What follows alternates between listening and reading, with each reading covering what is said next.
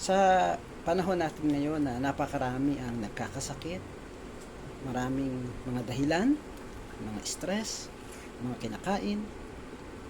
Ang payo ng salita ng Diyos sa mga mananampalataya, ingatan din natin ang ating kalusugan dahil ang ating katawan ay bahagi ng templo ng Diyos. Kaya mahalaga na atin itong iniingatan. Bakit? Una, dahil ito ay templo ng Diyos. At sa pamamagitan ng pagkikinig ng salita ng Diyos, pagsunod sa kanyang mga salita, sa kanyang mga karunungan, magkakaroon tayo ng isang maayos na puso at magkakaroon din tayo ng isang maayos na kalusugan upang mas lalo pa tayong magamit ng Panginoon. Lalo na ngayon sa panahon natin na maraming sakit ang dumarating, mga bata pa lang nagkakasakit, sakit sa puso. Sabi ng Panginoon, huwag tayong mabalisa.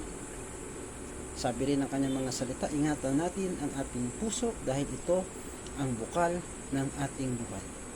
Kung paano napakahalaga sa Panginoon ang ating spiritual na buhay, mahalaga din sa Panginoon ang ating katawan.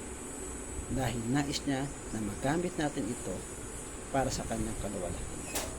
Ingatan natin ang ating katawan para sa kapurihan ng Diyos. Purihin ng Diyos and God bless us all.